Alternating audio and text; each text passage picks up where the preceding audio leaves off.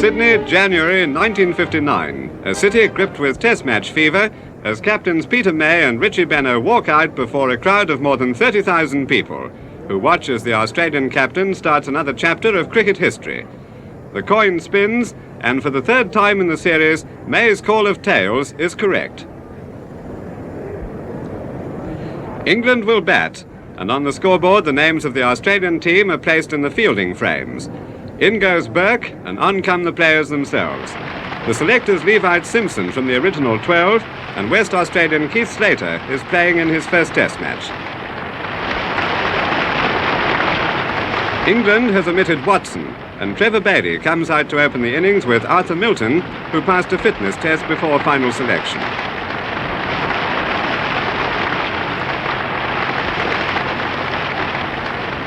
Trevor Bailey is taking strike, and play begins with Alan Davidson bowling to an aggressive field. The wicket is expected to favour the batsman, but Bailey, with characteristic caution, is not prepared to take any risks in the opening over.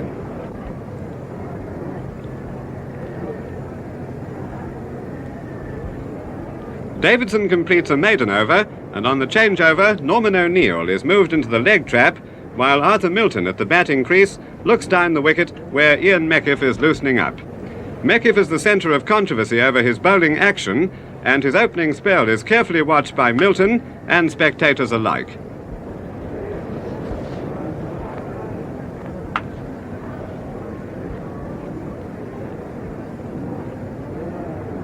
From the last ball of the over, Milton's stroke to leg results in the first runs of the match. Without any deep fieldsman, the ball goes through to the fence. This is the flaw in the umbrella field, and the amateur critics review the merits of the close-up cordon as Alan Davidson moves in for his second over. Bailey ends all conjecture by forcing the ball forward of the wicket to score his first run.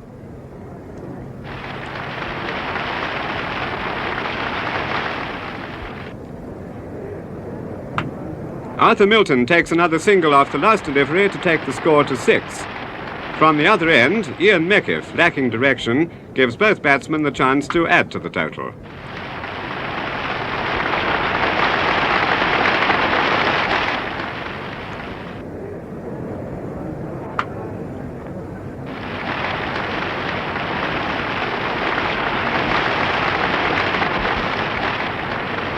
A boundary to Bailey, and 5 runs have come off 2 balls.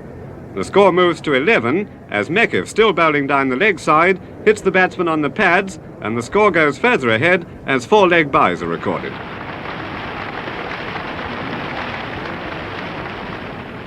Nettled by the quick scoring, Meckiff's faster ball again raps Bailey on the pads, and this time he's right in front. Bailey is out for 8, and the first England wicket has fallen after 30 minutes of play. Again, the opening partnership has failed, with only 19 runs on the board. Graveney's name goes up as Graveney himself arrives at the wickets.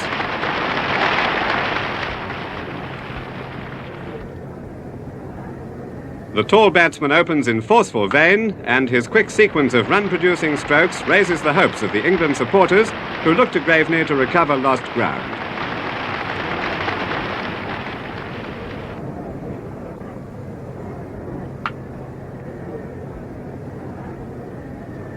Graveney moves to 3 as Norman O'Neill fields. The players change over, and one spectator records a thrilling moment when Alan Davidson, changing his pace, bowls a full toss that Milton plays straight to Meckiff at short square leg. England has lost her second wicket in a disappointing start.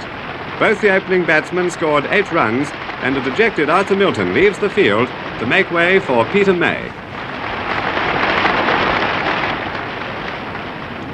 May takes block with 1 ball to face in this Davidson over, and a confident forcing drive off the back foot is a positive start to a possible England recovery.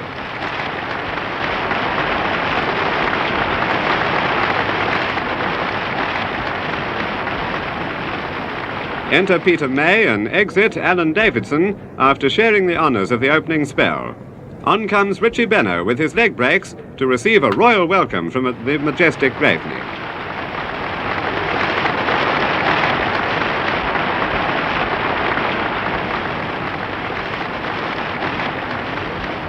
This enterprising response to the early misfortune is repeated in Meckiff's next over, when Peter May, playing down the line of flight, cracks the ball through the covers to take his own score to 5 and England to 30.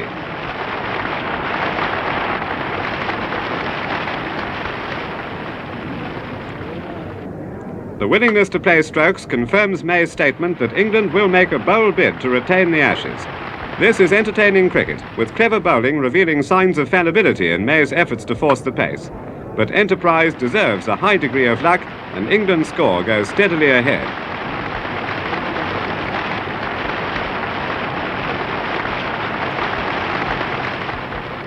Benno makes a concession to the batsman when he strengthens his offside field with an extra cover. The alteration is ignored by Graveney, whose slashing bat sends the ball speeding to the mid-wicket fence. A stroke worthy of the player, and worthy too of the applause of perhaps the best batsman in cricket today.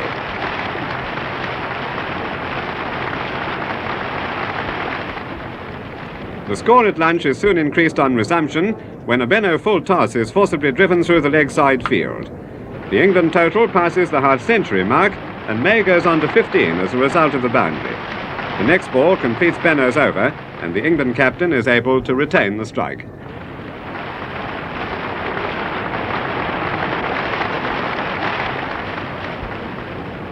Benno brings Alan Davidson on for another spell, and a back-foot drive in the Hutton style is May's retort to the bowling change.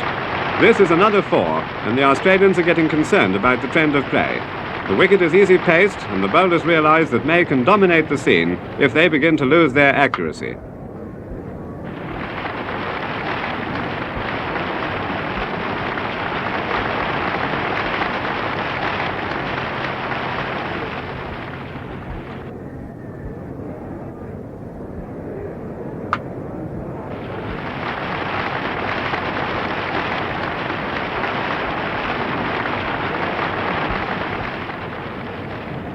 Runs are coming at a rate of almost 1 a minute, and the combined Davidson-Benno attack is not worrying May as he moves quickly through the 30s.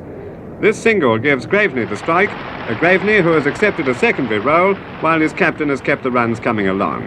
He appears a little uncertain against the spin of Benno, and his scoring strokes are restricted to singles.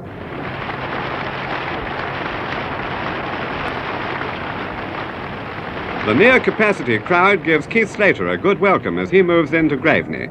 The batsman takes the now customary single to give his more confident partner the strike against the medium-pace bowler. May conforms to pattern with typical forceful play.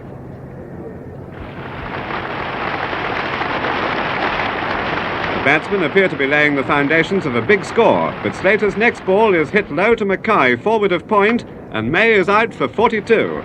The dismissal is a surprise and a disappointment for the England supporters who had visions of another century. May's is the 3rd wicket to fall, and the happy Australians are delighted with the turn of events. It's a great moment for Slater, who, aided by Mackay, has captured his first Test wicket.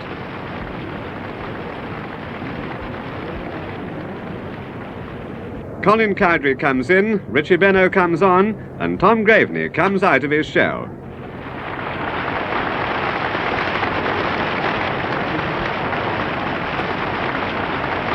Four more to England, and then Graveney snicks the ball to slips and is out, caught by Neil Harvey. 2 of England's best batsmen have been quickly dismissed, and Harvey's catch gives Benno his first wicket. Ted Dexter is the new batsman, making his first appearance in a Test match against Australia.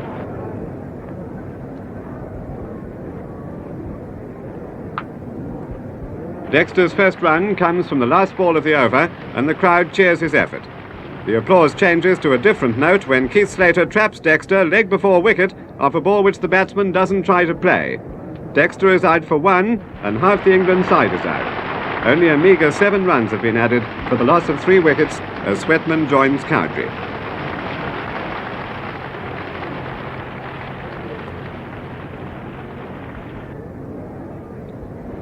Cowdrey's powerful stroke to mid-wicket takes the England score past the century as the ball reaches the fence. This highly promising start indicates the aggressive mood of Cowdrey as he repeats the dose off Benno's next ball.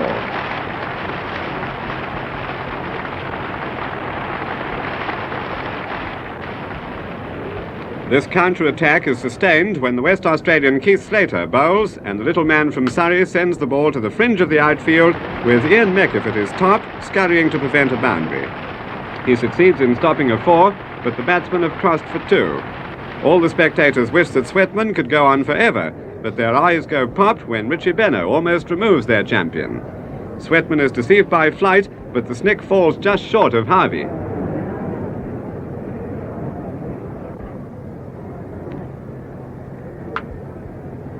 Sweatman is playing a skillful innings in his first Test match, and his partnership with Colin Cowdrey adds 57 runs before Cowdrey is out, caught Harvey bowled Benaud for 34.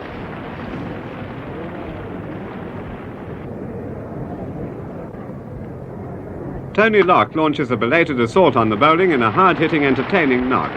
Gone are the niceties of batting technique, but the resulting boundaries are valuable to England. His partner Roy Sweatman is still playing very soundly, and this single takes him to 36.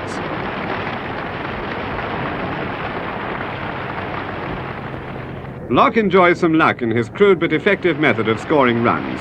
In the last 10 minutes of play before stumps, he keeps the crowd in good humour and the fieldsmen busy as the score approaches the 200 mark.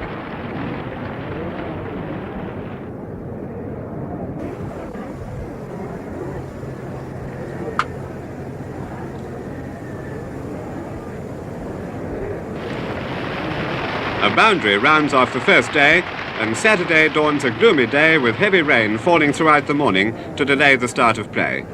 The crowd is finally admitted to the outer ground after a 5-hour wait. The captains disagreed on the starting time, and the umpires decided to play at 4:15. In the second over, Mackay gets Locke, leg before wicket, after only 4 runs have been added. Locke is out for 21.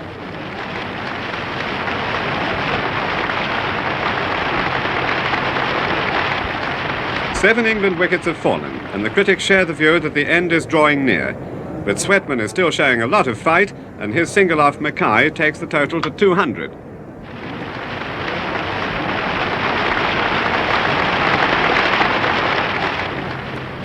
Benaud ends the gallant stand when Sweatman turns the ball to Mackay, who snaps up another brilliant catch.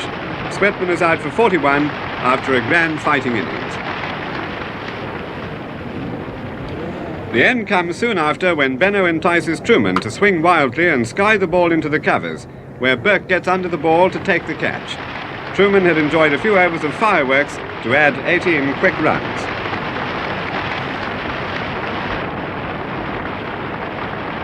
England is all out for 219 after a disappointing first innings.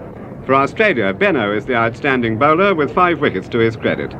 The weather has cleared, and brilliant sunshine attracted a big crowd for Monday's play.